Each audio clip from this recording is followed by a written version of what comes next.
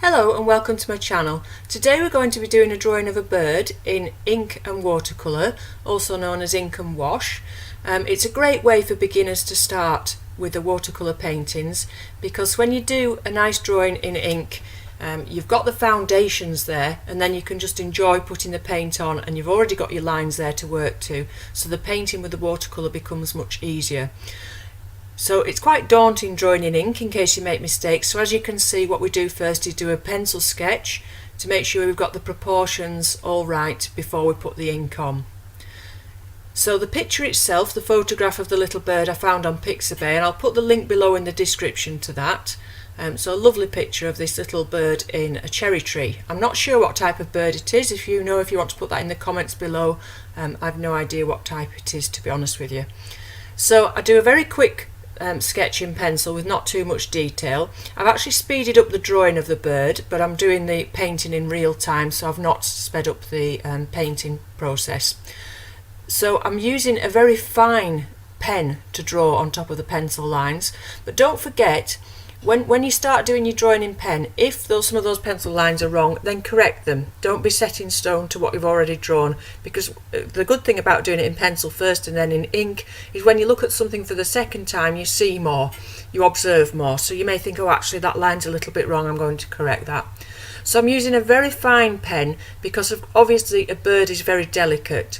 They weigh very little, it's quite a small bird anyway, so you don't want to use a big thick heavy pen that's going to make it look too heavy.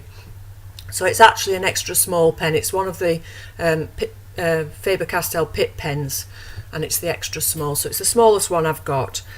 And I'm putting a lot more detail in with the pen than I did with the pencil. So some of the lines of the feathers, which is going to give you indicate which way the body is, where the wing is, and underneath some of the direction of those feathers. So always draw your lines in the direction of whatever you're drawing. So, you know, move your arm and your hand in the direction of those feathers. So I'm not doing any detail in the background with the pen, just an indication of the twig and a couple of leaves, that's all. And once the pen is finished, we can then just rub out the pencil lines and begin to do the painting. So I'll just first of all tell you the paper that I use. So it's the Fabriano let's start again. It's a Fabriano pad that I did a review of a couple of weeks ago. So it's only a little small one. I'm trying to think what size it is. Let's have a look. 7" by 9", and it's 140 pounds in weight. And that one is a cold pressed. So, and the watercolours I'm using are the same as I usually use, my Artist's Winsor & Newton watercolours, and the brush that I use is a number 3 Kolinsky Sable round brush.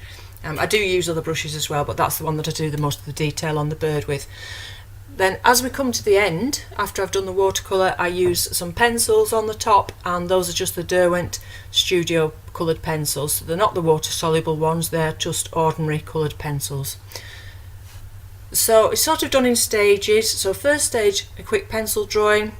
Second stage, an ink drawing where you're going to correct those pencil lines. You don't have to use the same ink pen as I have. The most important thing that you look out for when you buy a drawing pen is that it is waterproof. So as long as it's water fast, any ink pen will do. But like I said, try and choose a fine one. And then once we've done the ink drawing, we rub out those pencil lines, and then we can move on to the painting. The first stage of the painting is just to wet the paper, but wet the paper around the bird, so the paper on the bird stays dry, and just wet the background. I then mix up 4 colours. Let me think what colours they were. Cerulean blue, alizarin crimson, cadmium yellow, and what was the other one? Blue, yellow, oh, sap green. And I've listed those later on in the video as well. So I mix the 4 colours up ready.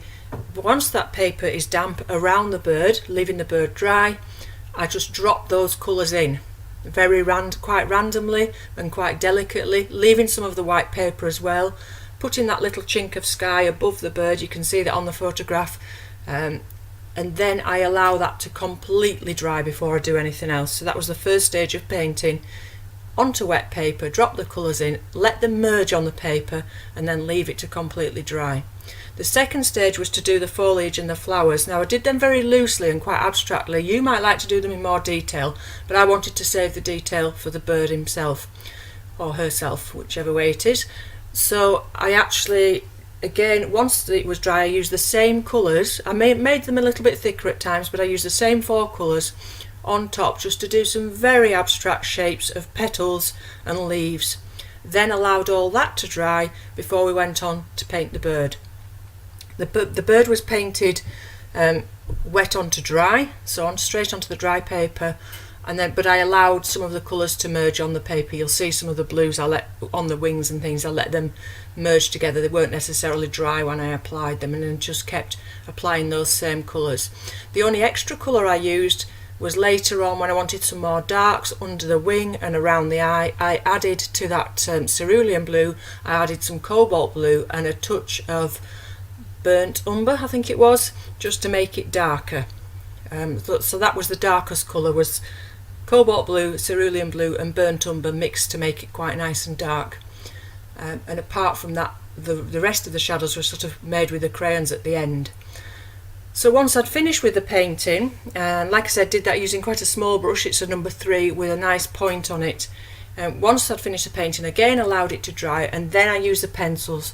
Now when you use the pencils, you can use them to add detail, you can use them to sort of tidy up any lines that might need sort of straightening and things like that, and to add a little bit of shadow and extra colour, but don't overdo it with the pencils. Don't lose all that paint from underneath. Put them on quite lightly so the colours of the paint are still sort of coming through, and just use them for that extra bit of detail.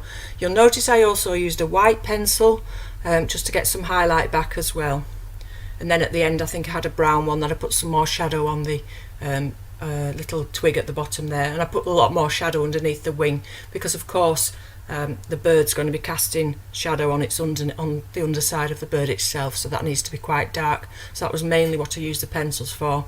And then right at the end you'll see that I wasn't very happy with the foliage on the right hand side of the bird. It was too dominant, it was coming forward too much, so I just with a bigger flat brush put a very gentle layer of water over the top. So I didn't scrub the paper at all, just very gently with a damp brush put some water over the top of the area that I didn't like, that I thought was too coloured. Laid the kitchen roll over the top and pressed down to take some of that colour out of the paper. So that's something you can do if you feel it's too strong, but you must be very gentle. You mustn't ever scrub at your paper or go and put massive pools of water on. Always be less is more. You know, you can always add more water, but don't go off straight away putting too much water on. Okay, so I think that's about everything I need to tell you about the process itself. If there's anything I've forgotten, I do apologise, and you can ask me in the comments below. Like I say, if you want to put it in the comments below what bird it is, because I don't know, and I will put the link to the reference photograph, but I also took a photograph of my drawing itself. So the drawing in pen, I've taken a photograph of that and I've put that on my own website, where I have 1 or 2 other drawings that you can download in PDF file format, so you can either trace them, copy them, or just colour, print them off and colour them in with crayon if you prefer to do that, rather than using paint. If you just wanted those pictures to print off and colour in, that's fine as well. Okay, so I also wanted to ask you actually quite quickly how you like the format of my videoing. As you know, I do lots of different styles of video. Sometimes it's to suit what I'm painting, and sometimes it's to, sometimes I work on an easel, sometimes I'm working flat, so it really depends on where I can put the camera, etc. And you'll also notice that sometimes I leave them in real time, and sometimes I speed them up. Obviously aware that I don't want to bore you too much by having a very lengthy video, but of course you can always fast forward it and pause it where you want to. So I'd be very interested to know in the comments below which style you prefer, and it will help me with my future videos, knowing which ones you're going to like the style of most. Okay, so thank you very much for watching, and thank you again for your feedback. It's always nice to get great comments from you, and enjoy talking to you. So bye for now. I hope you enjoy the rest of the video, and see you again soon.